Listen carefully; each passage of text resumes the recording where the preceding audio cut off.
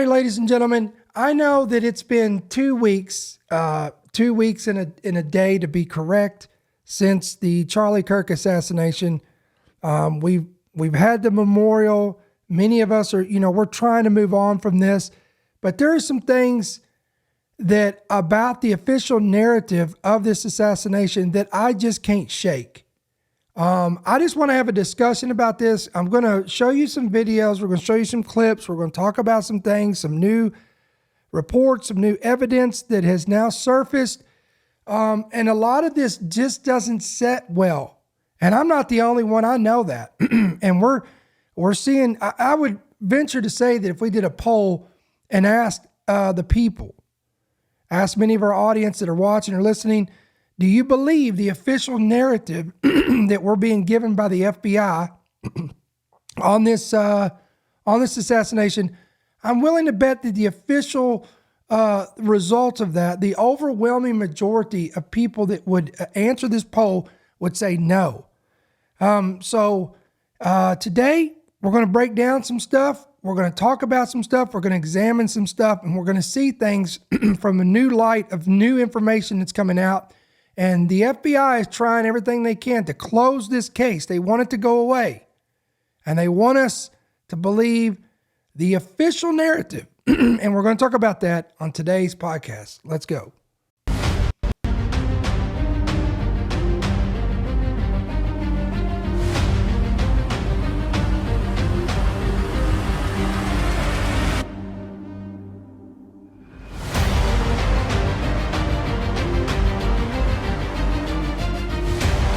The following program is brought to you by friends and partners of End Time Headlines. All right, what's going on, everybody? It is Thursday, September 25th. This is End Time Headlines, news and headlines from a prophetic perspective. I'm your host, Ricky Scaparro, the founder and the voice of End Time Headlines. And we want to welcome you to tonight's broadcast. If this is your first time joining us, let us know in the chat or the comments that you're new and where you're tuning in from. And we want to officially welcome you. You guys listen by Apple or by Spotify. Of course, we recognize you as well. Thank you for listening. And if you would, can you help us out? Give us a good review. And you guys that are watching this on YouTube or Rumble, or wherever you may be watching, can you go ahead and hit that like button? That's going to help us out there. And if you would like to not miss any of our content, hit the subscribe button, hit that bell notification as well. So as I said at the introduction of this, guys, I know many of us, there was a powerful, amazing memorial for Charlie Kirk. But this investigation is officially still open. It's still not closed, but there's all kinds of new information coming out, and things are just not adding up to me, and it bothers me. And I want to talk about this today. And I know for some of you, this may not be of an interest to you or whatever, but nevertheless, I want to get this off of my chest, and I'd like to hear from you as well. So it'll be interesting to see your feedback when we finish this podcast. But let's get right into this. Again, like I said, we've got a lot of videos that we're going to show you. Well, let's get right to this first one. All right, now this first video it's a clip from the Joe Rogan podcast, but it's being shared by Truth Be Told. Now the reason why, and it's kind of weird because we're doing a reaction video to a reaction video. But the reason why we're doing this is because he already did a lot of the footwork of editing and scrubbing out a lot of the bad language here. So I'm just going to go with his video. So, but he gets to the meat of this conversation, which this is what we want to talk about here. Again, this is a recent podcast or a segment that Joe Rogan did. He had a guest on here, and they're discussing this Charlie Kirk assassination. I want you to listen to this carefully, and we'll break this down as we go along with it. Saying something that's actually factually inaccurate, right, according to the narrative. Now, let's be real clear. I don't necessarily think they know what's going on yet. There's a lot of weird going on with this. I know. First of all, there was that one guy who was the decoy. All right, so you got this guy who's an older guy who starts yelling out. Didn't he take his pants down? He took his pants down. This guy was at 9/11. He was at the Boston bombings. All the hits. He called in a fake bomb at another place. And then he did this at this thing. right after, so somehow or another, this guy has the state of mind that the moment someone gets shot, he yells out and says, I did it, and takes his pants down or something like that. I don't know exactly what he did. All right, let's stop right here. Who he's referring to here, guys, he's talking about this right here. This man who falsely claimed that he shot Charlie Kirk to distract from real gunmen. Okay, this is a 71-year-old man who was briefly detained literally moments after the assassination. We'll show you a little bit of footage on this too, of Charlie Kirk tried to, now look, this is from the BBC News. We're not getting this information from American sources. And listen how they're wording this. Again, this is from the British Broadcasting Company. Listen what it says here. The 71-year-old man was briefly detained moments after the assassination of Charlie Kirk, tried to help the suspected gunman escape by faking a confession. Utah County Sheriff Michael Smith said George Zinn, this is who this is right here, admitted to police that he had, quote, yelled that he was the shooter to allow the actual suspect to flee. Now, you probably think we're talking about Tyler Robinson, but was it? We'll get more to that and more on that in just a moment. The prime suspect in the killing is 22-year-old Tyler Robinson, again, the prime suspect, who appeared to acknowledge Mr. Zinn's initial arrest after the shooting, texting his roommate that the, quote, police had grabbed some crazy old dude. Mr. Zinn is being held on obstruction of justice charges separately. He has also been charged with possession of child sex abuse material. How convenient. And so this guy can't be interviewed now. And just like Joe Rogan pointed out, this guy was at 9/11. He was at the Boston bombings. Really? What are the odds of that? I'm telling you, I believe this guy was a decoy.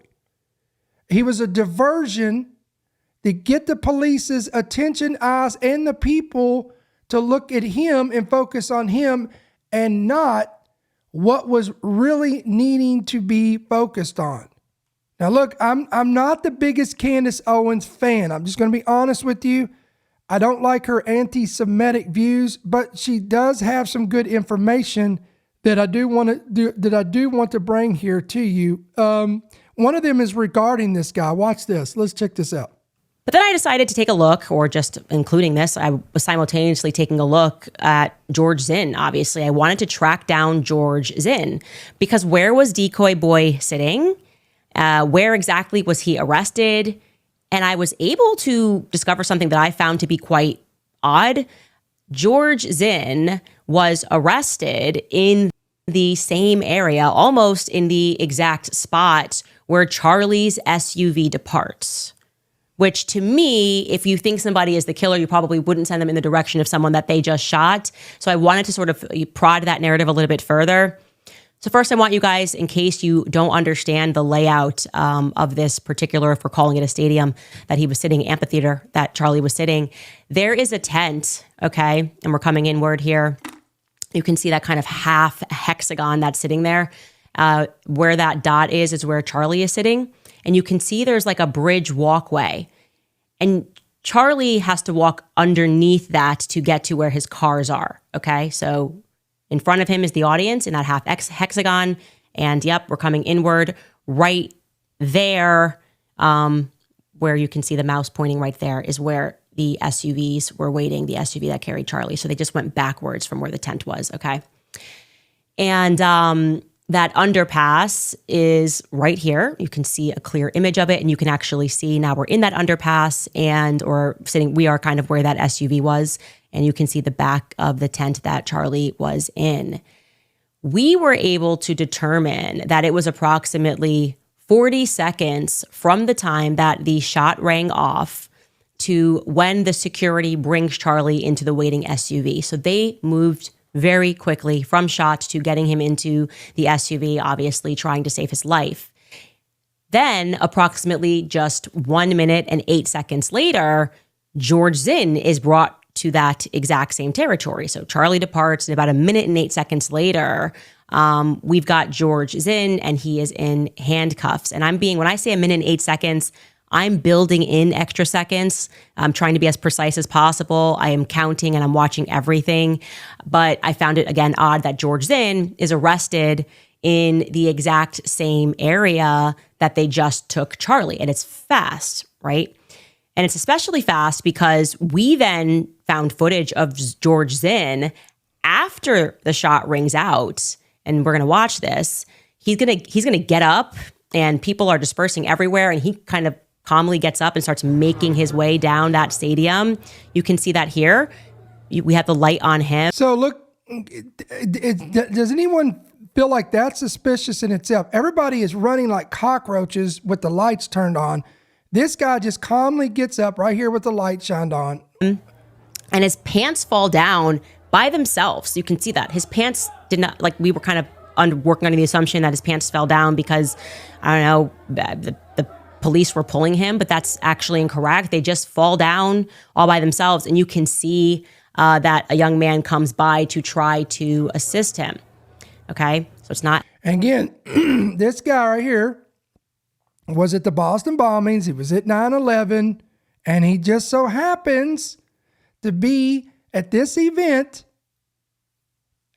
at the perfect time on the day, the very moment that Charlie Kirk is assassinated, and he has the know-how, the wit to immediately stand up after his pants have fallen down. Again, look at me, attention, trying to grab attention.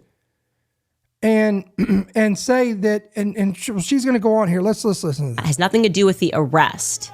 Now, to be clear, when we see him sort of making his way down those stairs, we can actually approximate, because we did, and like I said, we're counting seconds, that this happens earliest 30 seconds after the shot is fired, okay? And this clip, that clip that you just watched, is about 20 seconds long. So it's about a full 50 seconds, and we know that George Zinn is still standing right there, okay? So still standing. Everybody else is running away. They have no idea. They assume, hey, shots were fired. There's still a gunman on the loose. You know, this could be another Las Vegas shooting where he just starts gunning down people in the crowd. They don't know this. Any person that would be there logically and just seeing what they saw. Remember, they just witnessed Charlie, and I'm not going to go into the graphic details of what went down, but eyewitnesses saw all this, and this is why people are running for their lives to get out of there so that they're not the next victim. But this guy just moseys down, his pants fall down, like she said, within 30 seconds after this took place. How George Zinn needs to get from where you just saw him, where his pants fall, to handcuffs in the SUV zone in about 40 seconds flat. Again, that's very fast. Yep. We were able to find the footage of him walking down. He just walks down like you see him. He just is walking down the stairs, and he has his hat in his hand, and he starts waving, and he's going toward the left side of the tent. If you're behind the tent looking forward, like if you have Charlie's view, he is then going to kind of go down, and he walks to the left side of the tent. So I wanted to show you this like second timeline that I put together, because this just lets you know what happens in the immediate aftermath. All right, guys, and he wasn't the only individual that was arrested.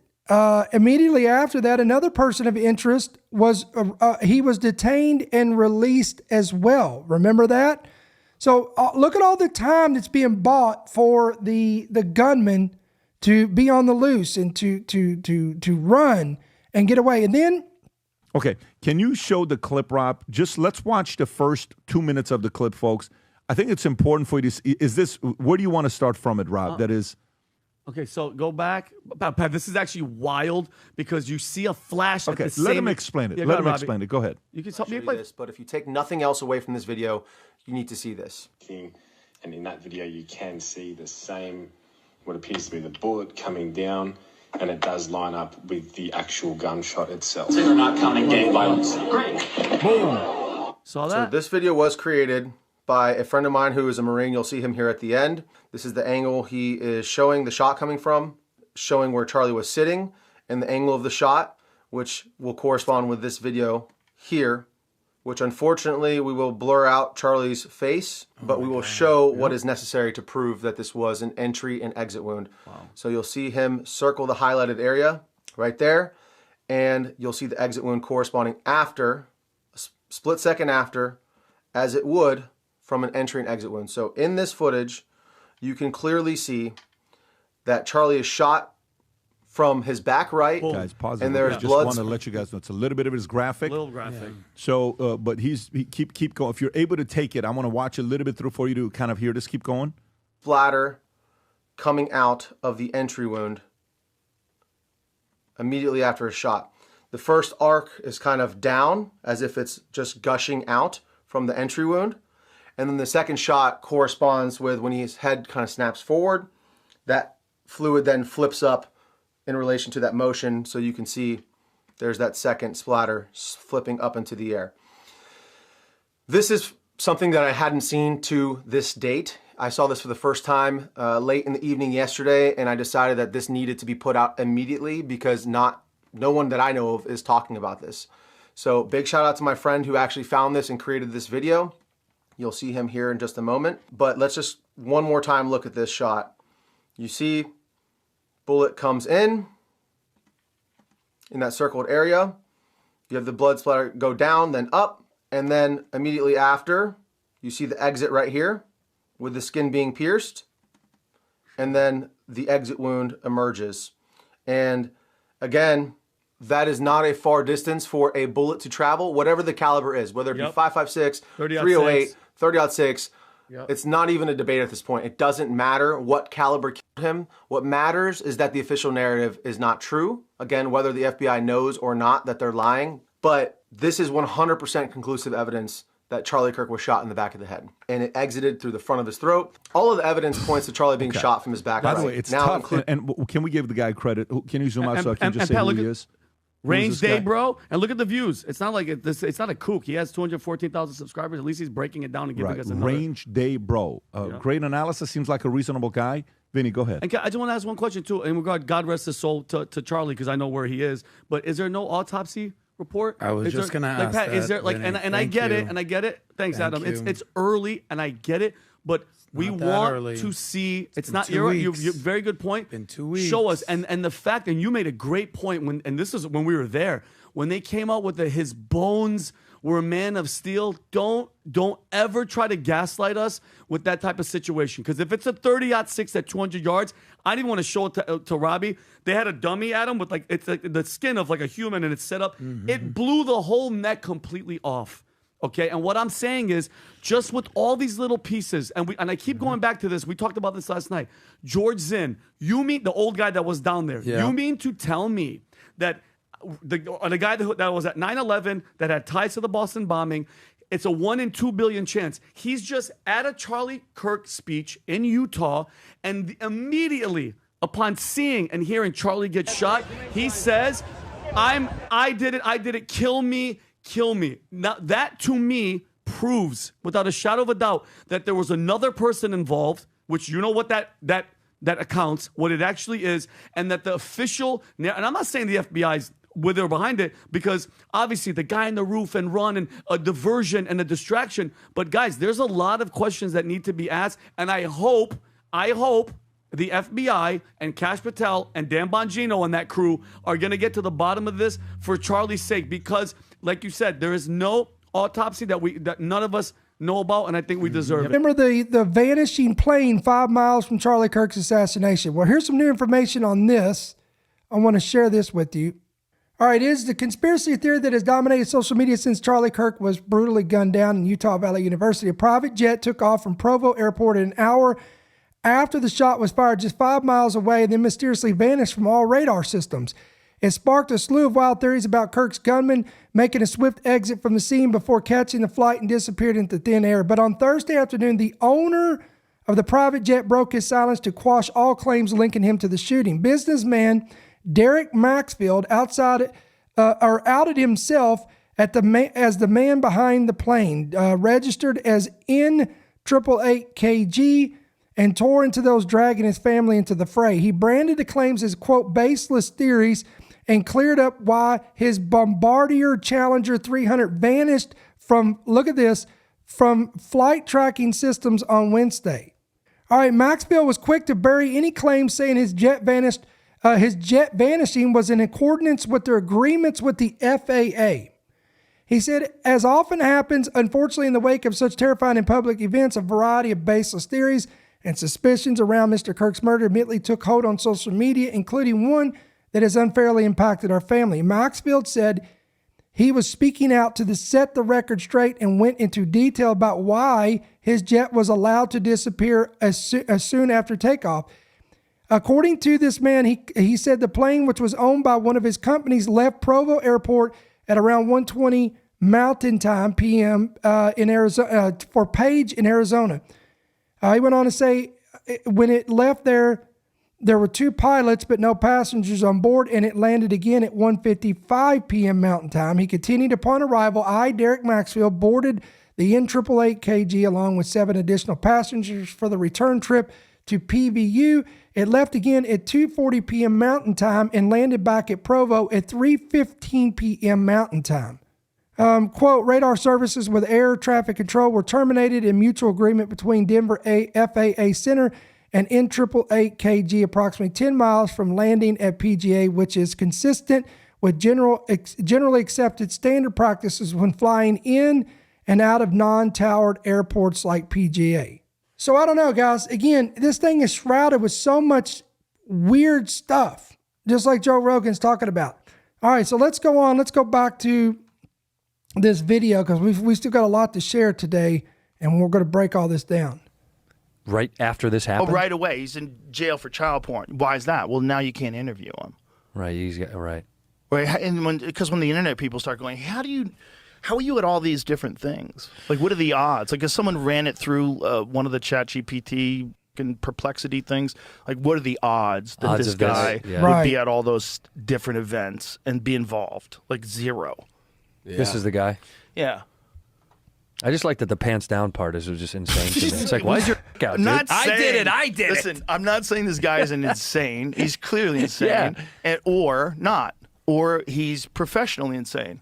Right. Right. I almost texted you when the Charlie Kirk thing happened because my antennas went up about, they showed the photo of that kid, or the guy that they have, the 22-year-old, whatever. And I was almost going to be like, dude, do you think he's got the capability to do that? Yeah, well, listen, there are people that look like that have the capability to do that. Pretty accurate. Nope. No? Not hard. Not hard at all. Hard. Let me dispel that. Okay. Okay. 200 yards from a prone position with a dead-on rifle. So if you have a dead-on rifle, so you set this rifle, you set your 0 to 200 yards, right? You know how far you're going to shoot. It is not hard at all. He shot a lot? You don't have to shoot a lot. So I could do it tomorrow. If you're no, but you are experienced. If it's someone that's never shot, could they do it? 100%. Not Really? if they've never shot. They wouldn't know where to look. They'd have a hard time acquiring the like when you look through a scope, like when the reticle is weird. Like sometimes takes a minute. You'd have to be trained to know when you're 200 yards away to be able to account for that difference in height. And let's keep in mind, everyone agrees that whenever Charlie Kirk was shot, I mean, he was dead. Like, that is a instant kill shot. Very accurate shot. I mean, he didn't miss either direction or up and down. I mean, he hit him in the exact spot that took his life instantly. Yep. You got to know the distance that you have to be from it to really line it up in your sights.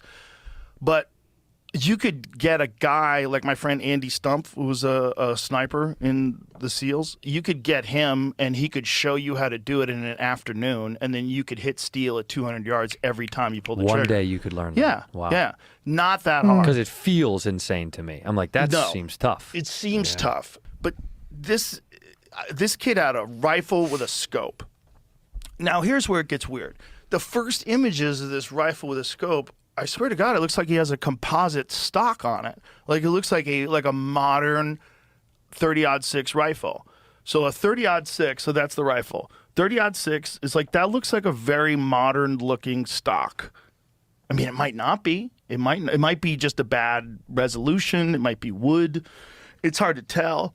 But if you showed me that and you said, hey, this is my cousin's rifle, is this any good? I'd be like, looks like a standard bolt action rifle with like a sophisticated modern scope on it. Sure. Now, apparently, the narrative is that this is his grandfather's rifle from World War I and doesn't have a serial code. Of course. Of course it doesn't. Now, once again, all the stars are lining together. So let's read this. I mean, guys, you can't make this stuff up. Authorities said the gun used in the killing of Charlie Kirk may be decades old and untraceable. Prosecutors and officials identified the gun as the Mauser Model 98 30-06 caliber bolt-action rifle, a type originally manufactured in Germany for military use during both world wars. It may predate U.S. laws enacted in 1968 following President JFK's assassination, which required firearms to carry serial numbers or other identifying marks, making it harder for law enforcement to trace. Unbelievable, guys. Authorities said the firearm belonged to the grandfather of Tyler Robinson, the alleged 22-year-old Utah man accused of assassinating Kirk. Police allege Robinson may have, quote, deliberately chosen the rifle because it was difficult to trace. All right, guys, come on, put all this together. Think about the probabilities of all this happening. And we're going to break it all down, don't worry. So here you have a guy that showed up screaming, hollering, distracting the police and the officials with his pants falling down. He was at 9/11. He was at Boston bombing. Hey, I've got child porn on my phone, so now I can be arrested, detained. I can't be interviewed. And he's just gone off the radar. Nothing about this guy. Conveniently, the rifle that was chosen was predated before they were registered. Now this is an untraceable rifle that just so happened to be in possession of the grandfather of the alleged shooter, so he could use it to carry out this assassination. And it gets even more bizarre. Let me go back over here, and we're going to finish. Listen to this. Okay. Interesting. Okay. Why? Wait.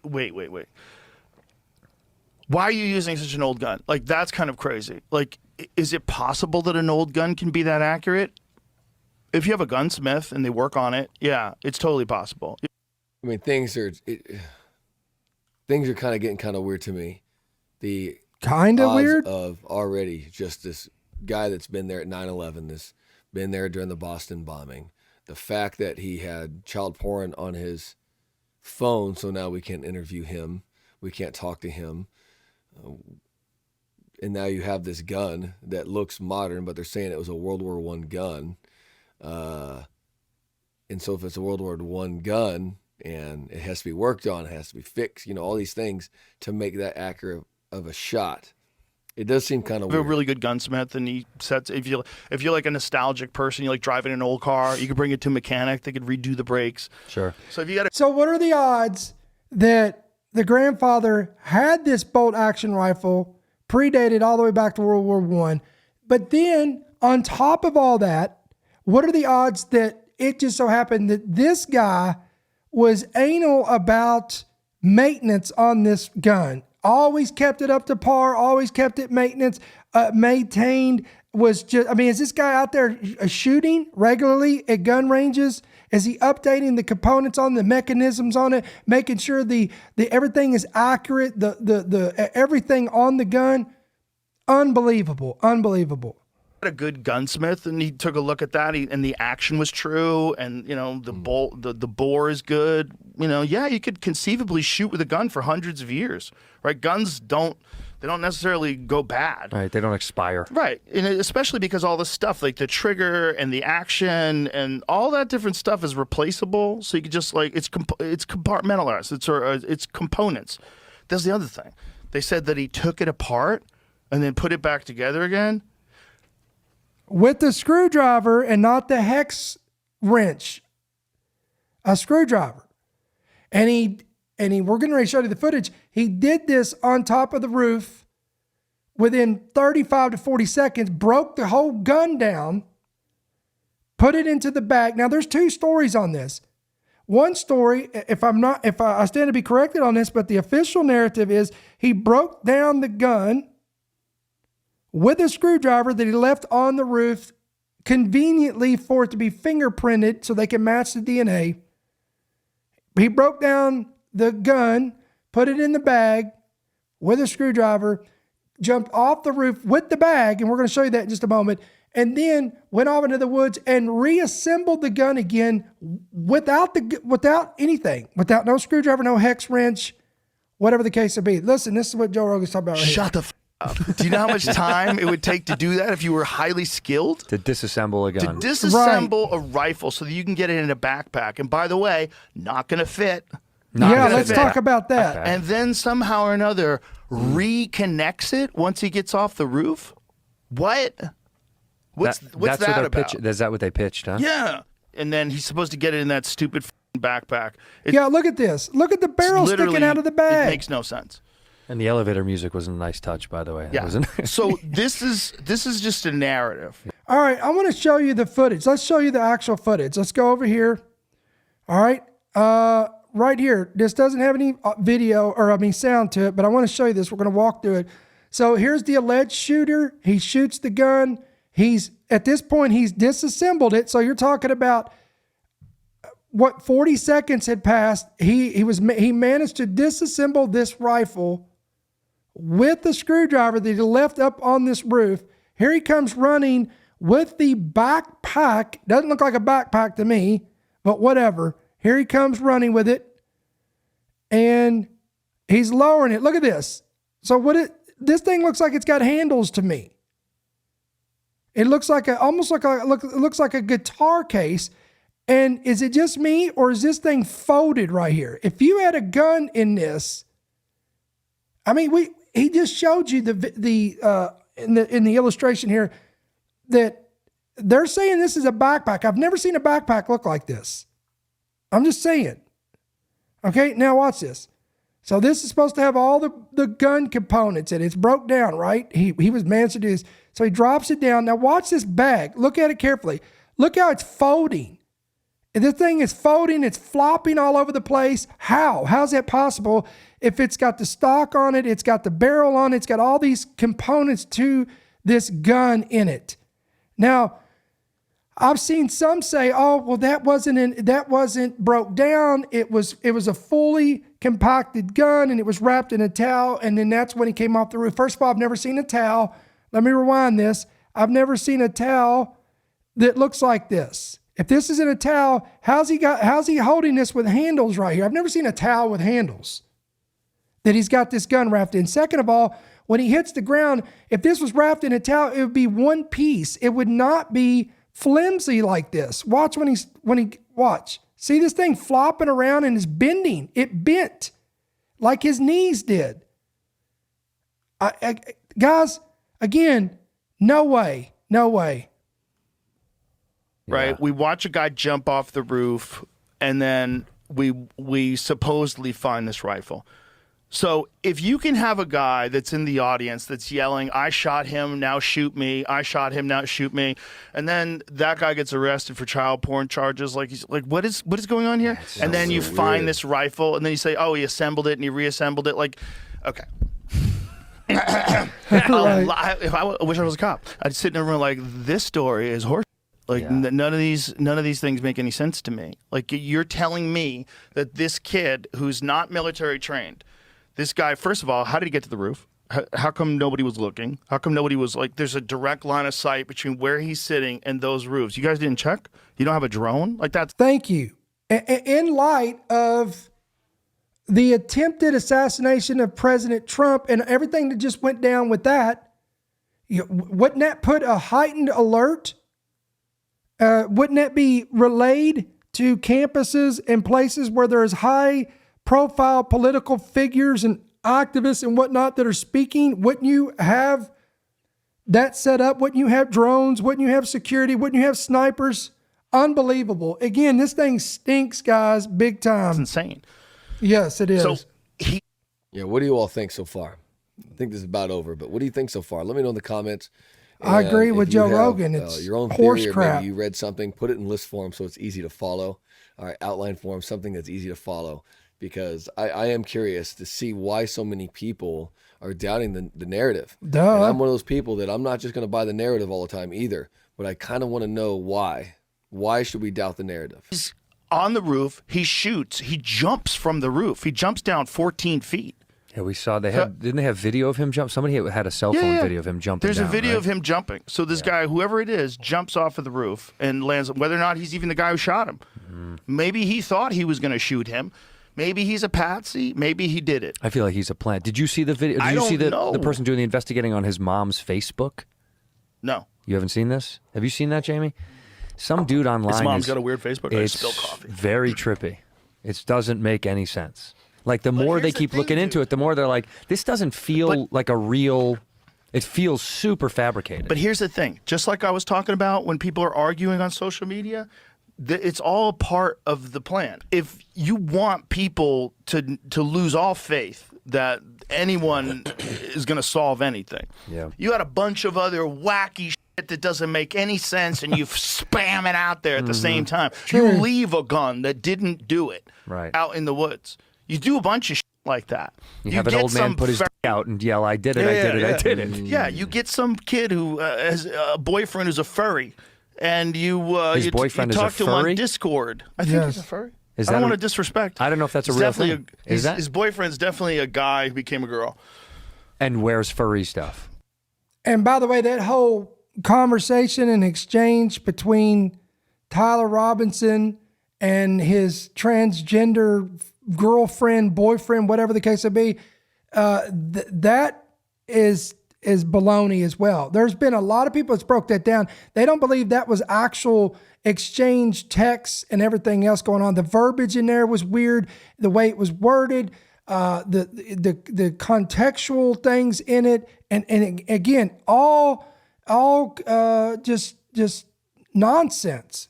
All right, now I want to go back to let's go back to Candace Owens. Again, I can't believe. Again, I'm not a big advocate of her.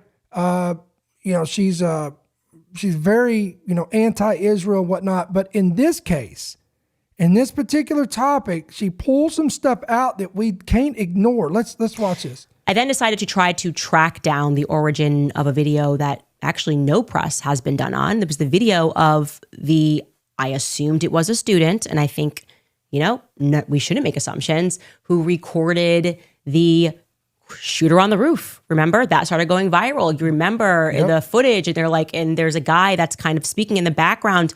We can show you that footage right now. Let's take a look at that footage that we're referring to. Getting right up. Yeah. You think he'd already be in place? You would think that. So there's somebody on the roof right there? Just saying. Huh. He just ran from over, where's my finger? Well, from over there, ran in, and now he's right there. Just saying. Okay. So this footage proved very difficult to track down. And what I mean by that is it was very simple for me to find the account that published the video and made the video viral. And when I reached out to that individual, they were immediately responsive. And I said, "Hey, where'd you get this footage from?" And the individual said to me, a friend of a friend's family member sent it. So I'm like, okay, you're telling me the chain is already twice removed. I said, "Do you know who took the video?" And he said, "No, I don't know who took the video." And when I asked the person who sent it to me to tell me who did, because I have all of these journalists, including yourself, reaching out to me, trying to get to the bottom of it, he just stopped answering me. I said, "So your friend who sent you this video just stops answering you?" And he then sends me a screenshot of a conversation that they're having on an app that I don't recognize, right? So we are prodding that, and he has been responsive, so I'm sure he'll tell me what app this is. And sure enough, the person says, well, there were two people actually who took that footage, which obviously isn't possible, but there are two people that were involved in taking that footage, and he sends him two numbers.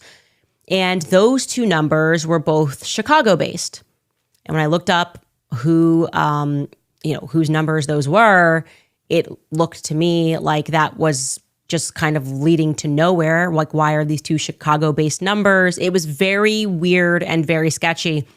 So then I have a guy who's on the ground in Utah, and I asked him, a student, to start looking around, fishing around, and seeing if he could figure out who took that photo. Again, operating under the assumption that this must have been a student that was walking by Pelosi Center. And he comes back and he says, I have a number of an individual. This is allegedly the person who took the footage. And I said, do you know that person? Is this a UVU student? He said, no. And I said, well, where did you get this number from? And he says, well, on the day, there was a guy named Aaron who was walking around and was checking on people. And Aaron is the one that gave me this number. You know, I don't know Aaron even, but like, he's the person that gave it to me. So then I said, can I have Aaron's number? He gives me Aaron's number. And Aaron also has a Chicago number. So what? I'm getting from somebody on the ground, and I'm getting from this person on Twitter that all of these Chicago numbers are involved, and that's not making sense to me.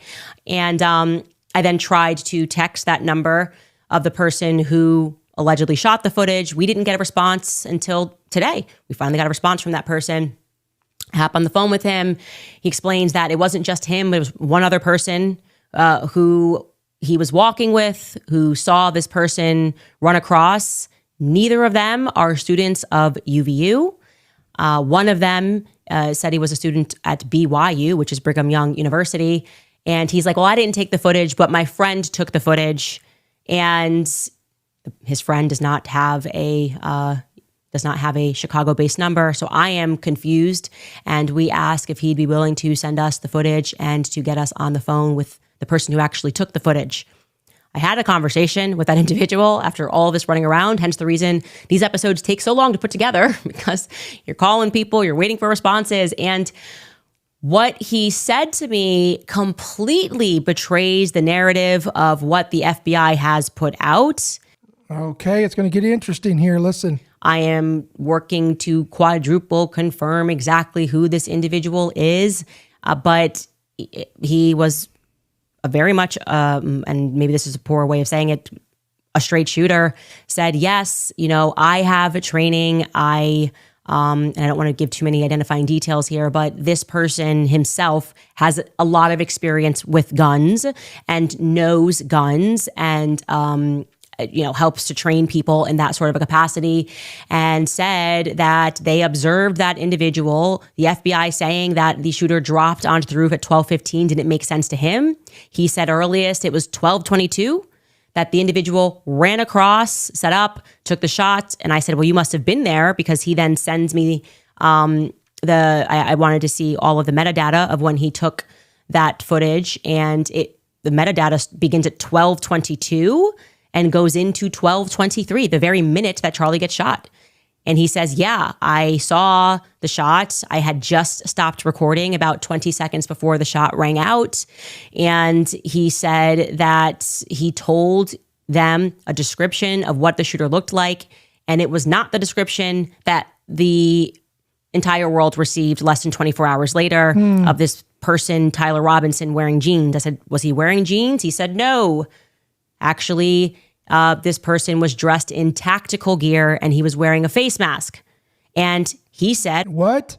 Now, when I heard this, guys, I immediately thought of this. Y'all remember this? This was the neighbor that saw Tyler Robinson 2 weeks before the event took place. I want you to hear some details of this. We're going to point out. Watch this. So, yeah, they drove off in his car, the Dodge Challenger.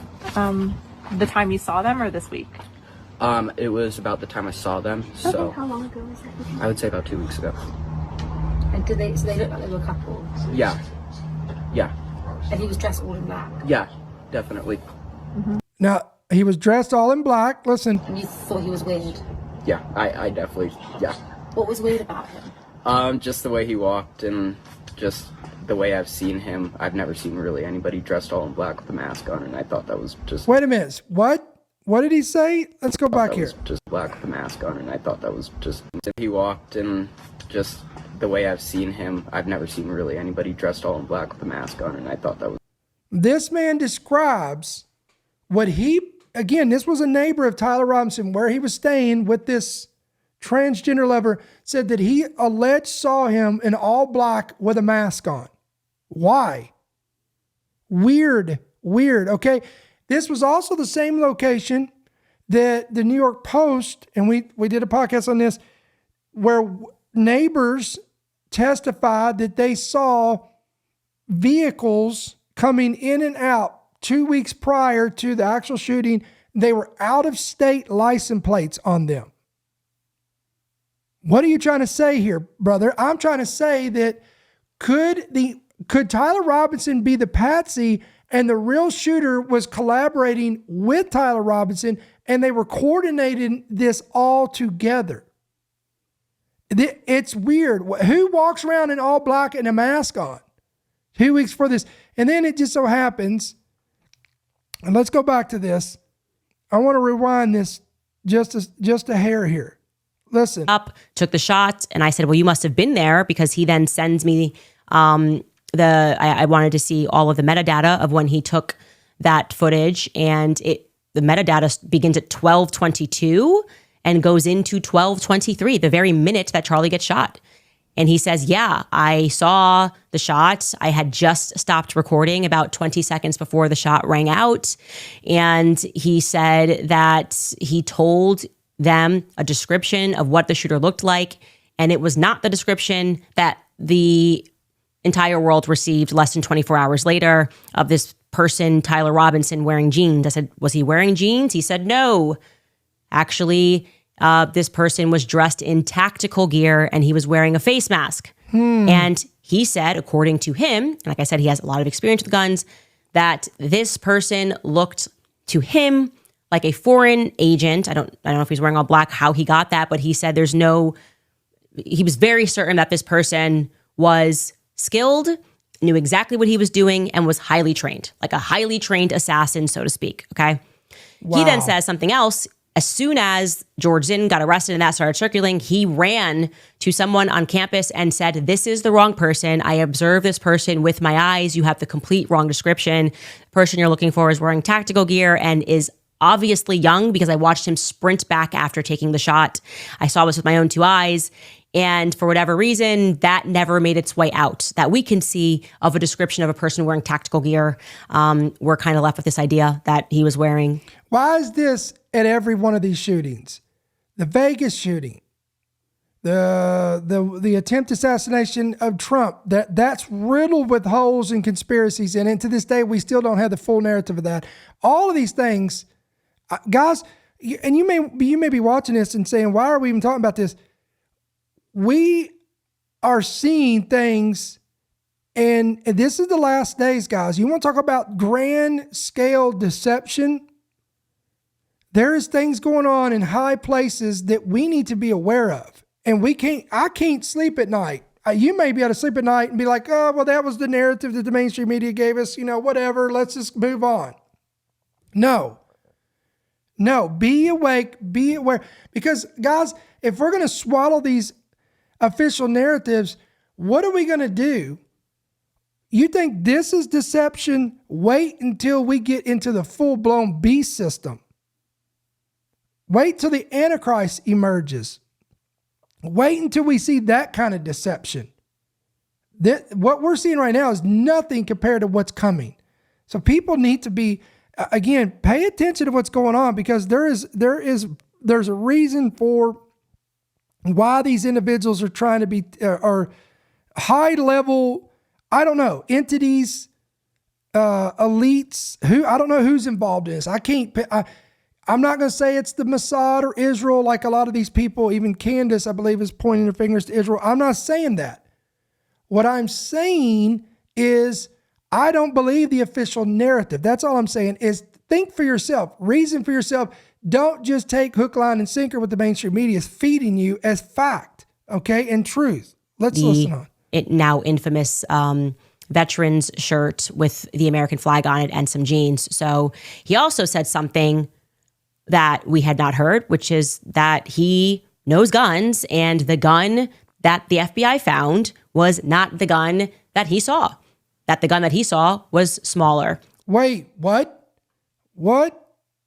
We're kind of left with this idea that he was wearing the now infamous veterans shirt with the American flag on it and some jeans. So he also said something that we had not heard, which is that he knows guns, and the gun that the FBI found was not the gun that he saw. That the gun that he saw was smaller. And I'm going to read you directly a text message that he sent me, again, protecting his identity. He said, this is very important that you pay attention to watching the video of the impact, hearing the sharp crack instead of a big hunting rifle's boom, and seeing what looked like a shorter rifle platform, albeit with the absence of the shape of a standard 30-round magazine. The assassin may have used a 10 or 20-round magazine, only expecting to shoot once or twice. I would guess that he was shot with a Hornady V Max or similar lightweight 223 bullet designed for very rapid expansion. Of course, I don't have access to any autopsy reports like you might, but if they found small shards of copper rather than one large copper-coated lead slug, that's the gun and bullet I would expect was used. Now, I'm going to read this to you. Notice how that individual, the texter, says, I don't have access to the autopsy reports. Well, those official reports came back. Listen, is Charlie Kirk's stopping bullet a life-saving, quote-unquote, miracle? Let me read this. The high-velocity bullet that claimed the life. Now, remember, they said that this was a 30-06 bullet, right? The high-velocity bullet that claimed the life of Charlie Kirk on September 10th miraculously did not exit him and harm the others at the crowded event where Kirk was assassinated. Kirk was fatally wounded when a sniper fired a single round from 200 yards away on the campus of Utah Valley University and struck him in the neck. Andrew Colvett, who produced Kirk's popular talk show, suggested the bullet's failure to injure or kill others who were behind Kirk is cause for celebration. He said the surgeon who tried to save Kirk at the hospital expressed surprise the bullet went no further, but also noted the density of the patient's body. Quote, the bullet should have gone through and through. It likely would have killed those standing behind him as well. The coroner found the bullet just beneath the skin. All right, why was this quote unquote a miracle? Here's why. Listen to this. So Candace Owens has seen some video footage that nobody else has seen. There was a camera right there behind Charlie Kirk, and she talked to someone who got it, and she got to view it. And I saw it, and I thought there was a big blood spurt. It was really awful. That's not what. If you get shot with a 30-06 bullet, that is going to create. It will probably blow your whole neck off, right? And they're killing bears. So she said there's nothing gory about this footage from the back. The thing that really stood out to me, and I just kept asking him to replay it over and over and over again, is that there's no blood. There's no blood. There's no blood from the back. There is no. So there's no exit wound. So if you get shot with do you know how big a 30-06? So it'll believe me, it would completely obliterate. If you got shot in the neck, it would completely blow your neck up. So not only is there no blood coming out of the back, there's none. So here we go.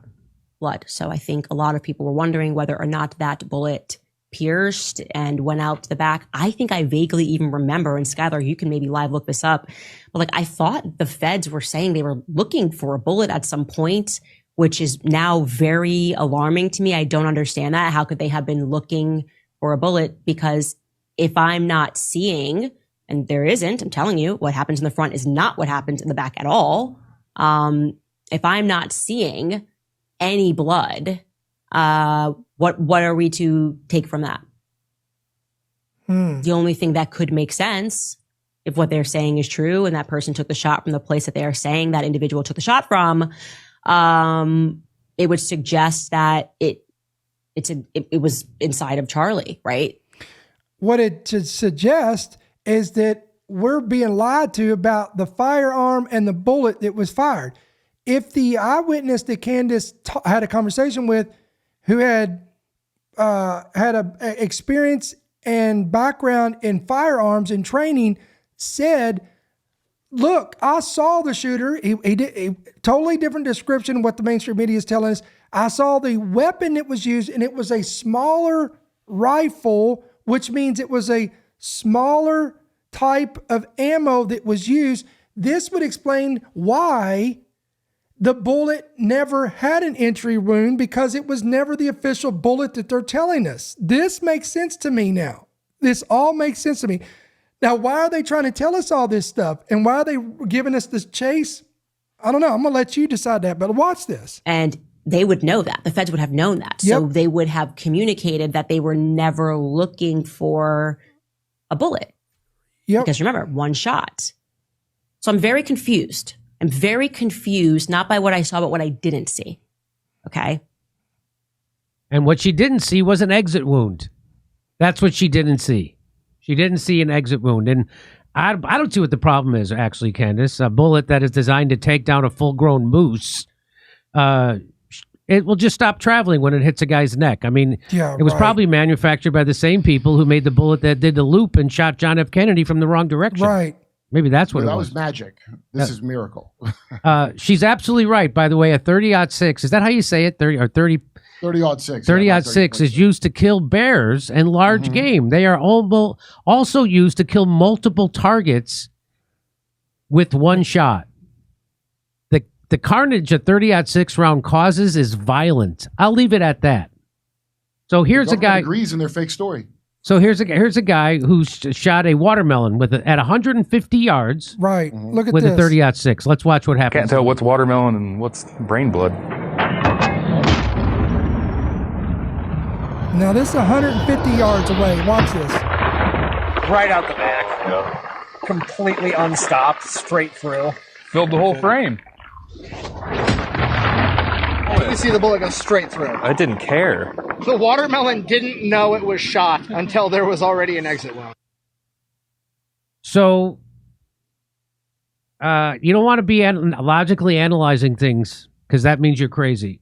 I know that. I mean, what do you say, guys? Do you, again, let me know in the comments. I know this is a little bit different today. This is a little bit different, but I can't buy the official narrative. When I know all this stuff and put this together, this screams cover up.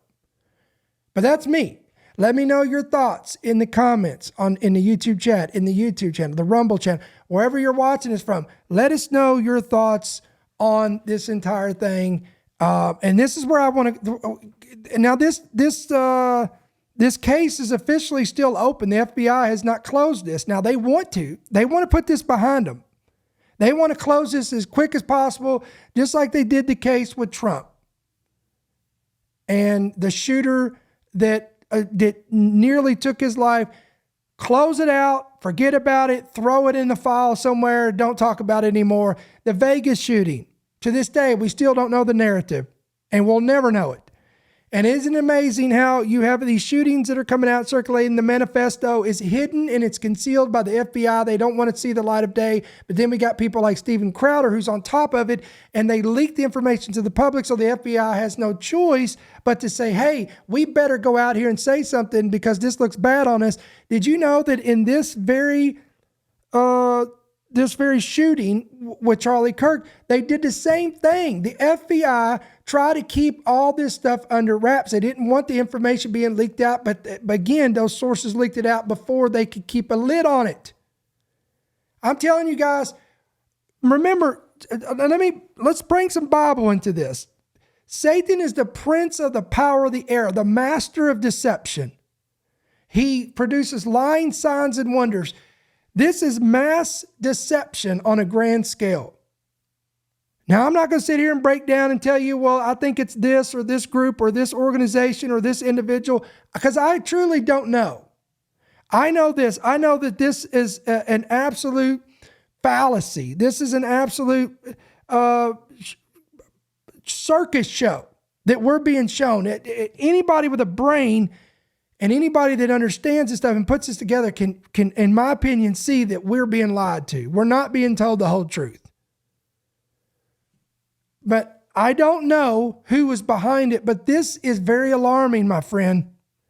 Very, very alarming. And unfortunately, I think this is going to go down just like JFK did. Now here, I want to leave you with one last thing. I almost forgot about this, but this is weird. So there is a movie that was released in 1998 with Nicolas Cage called Snake Eyes. When I saw this, I was like, there's no way this can be true, but it is. Weird. It gets weirder. I hope you didn't tap out on me. It gets weirder. All right, look at this. Several eerie similarities between Charlie Kirk's assassination and the 1998 movie Snake Eyes have been pointed out by eagle-eyed social media users. Kirk, the Turning Point USA founder, was fatally shot when attending an event in Utah University on September 10th. In the movie 1998 movie Snake Eyes, that was directed by Brian De Palma and stars Nicolas Cage as Rick Santoro, who is a corrupt cop who uncovers a conspiracy theory when the Secretary of Defense is killed during a boxing match. Listen to this. Users on X have spoken about the similarities between the movie and Kirk's assassination in several posts, with some calling it a, quote, coincidence and others saying it's predictive programming. Now, we've talked about predictive programming all the time. Despite the real similarities, these claims remain unverified. Well, duh. They all do, okay? But we're not afraid to talk about this. In the film, there's a political killing at a boxing match, and the Secretary of Defense, listen to this, his name is Charles Kirkland. That's the victim who was killed. The first similarity users found was the name in itself, given that Charlie Kirk's full name was Charles James Kirk, and in the film, Charles Kirkland gets shot in the neck and assassinated. What? And the videos of Charlie Kirk's assassination also appeared to show the bullet hit the side of his neck. Users go on and they point out the fact that the fighter who takes the fall in Snake Eyes when Kirkland is shot is named Lincoln Tyler. Meanwhile, in reality, Charlie Kirk's case, the alleged assassin who they're pinning it on is 22-year-old Utah native Tyler Robinson. So you have Tyler and the fictional character Tyler in real life. Further, there are also claims that the fight in Snake Eyes takes place on September 10th, which is the same date as Charlie Kirk's assassination. But no official source has confirmed this. So on this, we don't know this for sure. Everything else I've told you, you can look it up. But that date, if that's true, guys, that is bone-chilling. Now listen to this. Wow, you can't make this stuff up, guys. The movie also has ties to Donald Trump, who Kirk strongly supported. Part of the movie was shot at the Trump Taj Mahal Hotel and Casino in Atlantic City. The character Gilbert Powell is also based on Trump, as per the movie director. So the coincidences are bizarre. And there was another movie, speaking of these predictive program movies, with Nicolas Cage. There was a movie called The Knowing. Anybody ever seen The Knowing? That was a movie that came out. In that movie, it's based on a capsule that was buried, a time capsule that was buried, and then we opened like 30 years later, and then he pulls out this time capsule, and in it there's this like this piece of paper that's got all these weird sequences of codes and numbers, and he starts decoding this, and it links to certain dates, times, and coordinates of disasters that would take place. It predicts the 9/11 attacks. It predicts all these things in the future. And one of them things, it predicts a Gulf oil disaster, a spill in the Gulf. So in the movie, he's sitting there in his living room, and he's watching television, and breaking news comes up, and it talks about this Gulf disaster. Well, that movie was filmed literally right before this happened in real life. There was a Gulf disaster just like it was depicted in the movie. Again, what are we talking about? We're talking about predictive programs. So I know, guys, some of y'all's heads are just spinning. There's so much stuff here. I'm telling you, the devil plays his hand. Okay, we don't wrestle against flesh and blood, but against principalities, powers, and rulers of darkness.